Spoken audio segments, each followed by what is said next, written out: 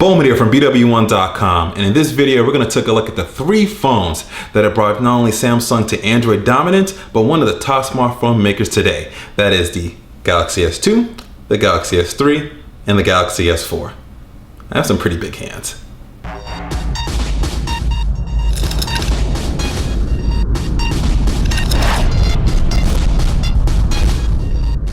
Okay, so we're going to be comparing the S2 versus S3 versus S4. Now, I know some of you are asking, where's the first Galaxy S phone? Now, honestly, I wouldn't really include it even in this. It was an okay phone at the time. It was under so many different names. I think it was called the Vibrant, the Fascinate. I'm not even sure what Sprint or T-Mobile even called it. There were so many different names that phone was under that it was very difficult to really call it a full Galaxy S line. It was pretty much a good starter premium phone for smartphone for Samsung to first put out. It wasn't that great of a phone, and I really wouldn't put it in here. If you're looking to get yourself a Galaxy S2, S3, or S4, you should kind of decide in between those, which these are still available in the market for the most part, either from retailers or buying on eBay used, whatever you want to do with it. These are the 3 I probably would recommend within, so I don't even want to really include that in this comparison. But let's start off here with the Galaxy S2. Galaxy S2 I kind of feel is the first phone to really step up Samsung's game in sort of the high-end smartphone market. It came in different variants and had different names across different carriers. One of the things that was common, it usually had the Galaxy S2 branding behind it, so you knew it was a part of that line of phone.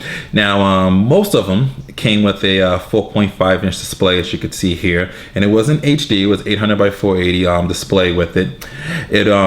Except for the AT&T version, the first version of AT&T came out, which carried the Galaxy S2 name with it. The original name actually had the 4.3-inch design, was closer to the international version, but then it came out with another version called the Skyrocket, which bumped it up to 4.5. Now, most of them came with dual-core processors. Some of the processors were different depending on what wireless technology was inside of them. Really, I believe only I think the Sprint and I think the original AT&T versions came with the Samsung Exynos dual-core processor because it was compatible with the radios that were inside of it. Many of the others came with a different dual-core processor. I believe most of them were Snapdragon processors inside of them. They came with 1 GB of RAM.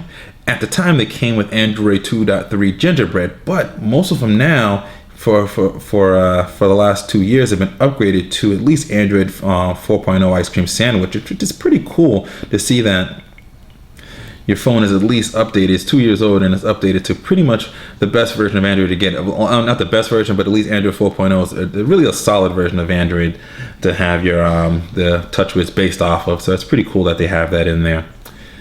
Now, they all did come with an 8-megapixel camera capable of 1080p HD video capture. Pretty good camera on it. They're definitely at the time there. You see it's a little bit of a thicker body compared to what's out these days. Button placement's going to be similar. And this was one of the last phones, pretty much last phone Samsung came out with that had this sort of button layout with the menu, home, back, and search. You're going to see as we go through the Galaxy S line, it pretty much kind of drops off. It also had a front-facing camera here. I believe this one was 1.2 megapixels. I might be wrong on that, but I know it was at least 1.2 something on the front end. But it was a nice phone at the time, very good, and it was pretty much Samsung's first really good, high-quality phone on the high end of a market. And pretty much everyone carried it with the exception of Verizon, which they were coming out with the Galaxy Nexus that year, so they ended up skipping this phone. So that's pretty much the Galaxy S2. Now moving on to the Galaxy S3.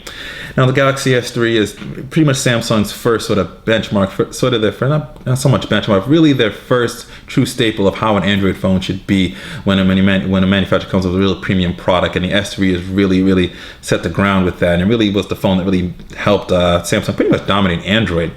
Really nice phone. You can see some of the design cues here, very similar to the S2 and some of the looks, but you can see some of the things that they kind of tweaked around with it, especially with the buttons down here at the bottom. As you can see now, there's just one home button, and there's just menu and back here instead of the search button. It's not there anymore, and they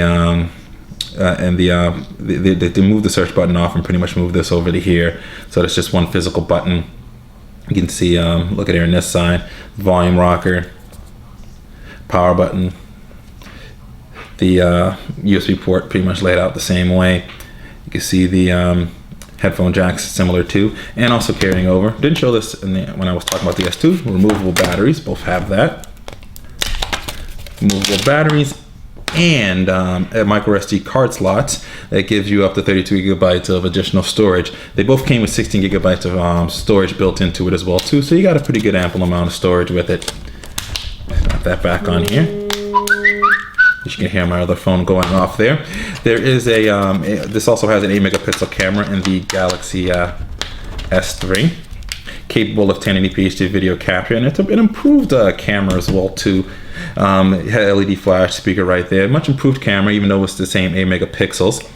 On the front here, it did improve the screen size and screen quality. I'm gonna actually, this is one of my friends. I just wanted to use this here to kind of show you kind of give you the same color as I'm showing all the Galaxy phones here, but I'm actually going to bring over my phone, a version of the Galaxy S3, which is in black.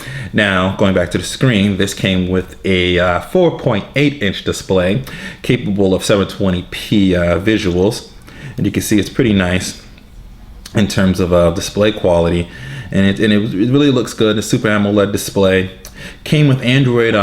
It came by default with Android Ice Cream Sandwich with it, but it has been upgraded to at least Jelly Bean, which is pretty cool, and it should be able to actually even go to the next version of Android, which is Android 4.2. You can see I'm flicking Jelly Beans all around there.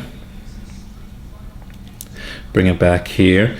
And came with a dual-core processor inside of it. Now, the international version of this actually had a quad-core processor inside of it, but when it came to the United States, it came with a dual-core Snapdragon processor inside of it. Really nice, fast processor with 2 gigabytes of RAM included with it as well, too, to keep things very nice, speedy, snappy. Really makes the phone nice and responsive with it. Comes with most of them came with LTE if your carrier is compatible with LTE. The nice thing about this is pretty much the same phone across all carriers. Not pretty much. It is the same phone across all carriers. Same look, same design.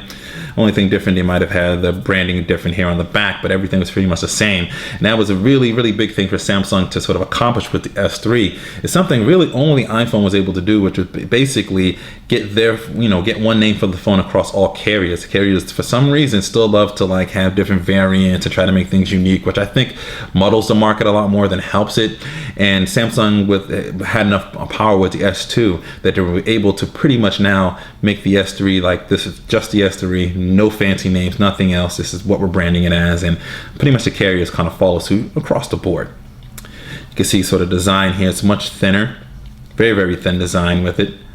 And you can see the layout like I showed you before, like the button layout is pretty much the same as before too. Really nice, very popular phone that sold well, and was pretty much, this is the phone that brought Samsung to sort of Android dominance right now, where they're really at. So this is the Galaxy S3. Now, throw this back in here for aesthetics. Now let's go to the latest version of Samsung Galaxy S4. Now, difference between the S4 and the S3. Now, granted, they do look very similar to each other, but what I would say to you in comparison is pretty much using sort of an Apple analogy with it, where the 3GS and the iPhone are sort of different in terms of design and feel. It's sort of how the 3S and the 4S go. The 3S and 4S, the Galaxy S3 and the Galaxy S4. Again, my numbers and all sorts of stuff, all numbers mixed up there. But as you can see here, it's the much more premium design. You can have that chrome trimming around it. Gives it a much better grip than I think than the previous with the S3. You can see the home button's pretty much in the same location, but they've actually raised the home button up a little bit higher, which is what I've liked about this. The buttons are a little bit easier to sort of click down. Improve the camera. Now it's a 13 megapixel camera with LED flash. They still have 1080p HD video capture with it. They moved the speaker from top to down here, so the speaker's down here instead. The button layout is pretty much on the side, similar than before. Headphone jack's pretty much in the same location. You can see the USB ports in the same location. They still kept the removable battery and SD card. Move that here. You have the removable battery available right here. You also have the micro SD card slot capable of up to 64 gigabytes of additional storage. This comes built in with 16 gigabytes by native. A little controversial though, because while it has 16 gigabytes built in, only about 9.62 gigabytes of that is available because of all the features and stuff they pretty much packed into the S4, which is sort of a bit of a disappointment there. Now with the S4, they improve upon and add a lot of things that the S3 also included. One of the things that the S3, bring my S3 over here, had, which was a lot of the air gestures and things of that nature on the S3, On the S4, they concluded that and improved it even more. Now they even have things such as Smart Stay, Smart Scroll. Well, Smart Stay was on the last phone, but Smart Scroll. You have Air View, Air Gestures, all sorts of real cool things like that, and being able to kind of preview over things. Actually, that only works on the lock screen. That's things such as a little fancy stuff like this. There it goes, little fancy previews, all sorts of motions when going through the gallery. You can see little previews, hover over. Nice, cool stuff that they've added to it. We have an entire sort of software walkthrough of that. You guys can check out that separate video. They improved the screen to 1080p, and now it's at 5 inches. And this is what I like to kind of show here. Even though, you know, the X3 is 720p, looks really good, you could tell the difference. And when you see the 1080p Galaxy S4, you can see the difference in a much more vibrant and sharper display. I do like it, and it makes things look nice and really pop out. Might not be the most realistic colors, but I just like looking at the screen. And while they made it a 5-inch display, which is 0.2 bigger than the 4.8 that's on here, they actually made the bezel thinner. I actually compare that a little bit better here to the white S3 here. You can even see, as I put these closer, I'll power that off there. You can see right there, the S3 had a nice thin bezel around the screen. You can even see on the S4 they made it even thinner. It's even thinner than previously before, and it's a thinner and lighter device even too than the S3. Pretty nice stuff though. And then this comes with Android 4.2, the latest version of Android, which is also called Jelly Bean. Let's go back over here. Go into here, Android 4.2.2, which is Jelly Bean. So you still have the Jelly Beans you get to flick around, but it's the latest version of it. As I flick some of these around here, boom, boom, boom. And this comes with a quad-core processor, improvement over the dual-core processor that was inside of here. But the difference being is that the international version has an octa-core processor inside of it. So, but quad-core is still very good. Has 2 gigabytes of RAM, keeps things nice and smooth and fast. And you really see the power with it, especially with some of the apps and some of the cool things, especially along the lines with the camera. This has a 13 megapixel camera with LED flash, as I said before. But one of the nice things about it here is one of the cool things that show the power of the phone is sort of the dual shot mode, which allows you to take a picture in the front or in the back as a voice command, listen to me. And you can actually switch. Let's open that, move that over. You can make this a little larger. You can actually switch which camera does what as well too. And you can actually go into video and do the same exact thing. Really, really cool. And you can switch while recording. You can shut it off. You can turn it back on in the middle of recording as well too, showing the power of that quad-core processor. And there you go. So that's the S4. So as you can see, between the different versions of the Galaxy line, we'll actually stack these up side by side here to even show you sort of the differences in sizes here. You can see it's gone through design changes, but they've always sort of evolved from the previous design. Taking a look at the side here, you can see on top is the S2, thick phone compared to the other ones, and you have the S3, even though I don't have the door closed all the way on the S2 here. Let's try and seal that door up a little bit. There we go. Raise this back up here. You can see the S2 here at the top. Then you see the S3 here, a little bit thinner, not as bulky. And then you can see the S4, thinnest one that they have out.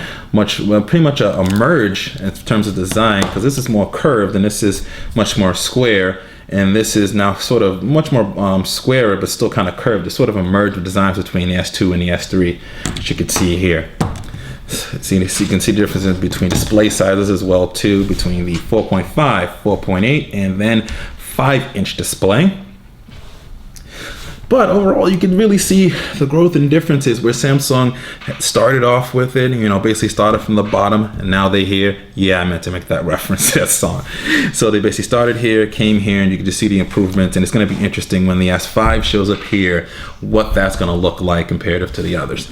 And also to show where they sort of develop things, I'm going to throw in even the Galaxy Note here, just to show you that. Now that's not part of this this line here, but it's within the Galaxy family. It's sort of a cousin to it. And just to throw that in to show you the different screen sizes you have. You know, now you have 4.5, 4.8, 5-inch, 5.5-inch. These are 720p displays, 1080p displays, pretty much all use Super AMOLED technology with it.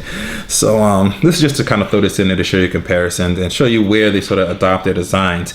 You can see with the S2, the S3 and the Galaxy Note look very, very similar, pretty much laid out in similar ways. You know, you can even see that the S4 and the Galaxy Note 2 kind of look similar in a way too. You can even rotate them here on the back.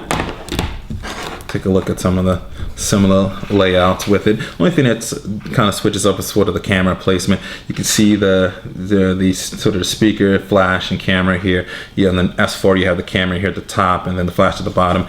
And they pretty much on the Galaxy Note have the camera and the flash here like this, and they sort of rotate it here on the S4. And obviously the Galaxy Note comes with a stylus and a few other things, sort of that nice phablet friendly design. And pop out here, you can see even the removable battery still, the micro SD card slot and such too. But that was just to throw that in there. There's just a little bit of a bonus comparison. I had it sit there next to me, so I might as well just figure I'll just throw that in there, so you guys can kind of see the differences a little bit. But if you're in the market, I wouldn't put this in the same line of phones with the Galaxy Note 2. That's more of the phablet. If you're looking for something that's sort of more of a tablet and sort of phone hybrid, that's what the Galaxy Note's about.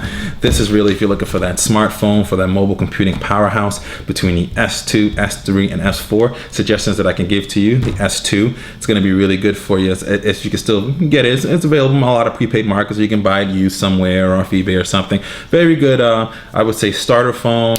Comes with the latest software. It's good, decent screen on it. Good, like good camera, all that sorts of stuff. Somebody that doesn't want to spend a lot of money, we want some premium quality with it. Get some good value out of it. That's the S2. The S3, very, very, very good phone. Very good. Now is a second tier phone compared with the S4, but nice, solid package, great features. You're not going to be disappointed with the S3. And the S4 is that premium build design. The premium screen, everything just kind of shows premium in this line here with the S4, and it's very good. If you want the latest and greatest, the S4 is going to be the one to go with. So that's just a quick comparison and versus an overview and pretty much history of the Galaxy S3. Not too quick. It's about a 17 or 18 minute video here showing you the S2, S3, S4. If you guys have any questions, be sure to post it in the comments on this YouTube channel here, on this YouTube video here. Also post it over at BWOne.com. Any of our other social networks, the link to that is in the description. Be sure to subscribe to our YouTube page here. Also, if you found this video helpful, it's very good to give us a thumbs up, hit that like button, share it along, and all that stuff. Plus one if you want to as well too. But definitely give us a like if you like this video. And always remember to live your tech world in high definition. Thanks for watching.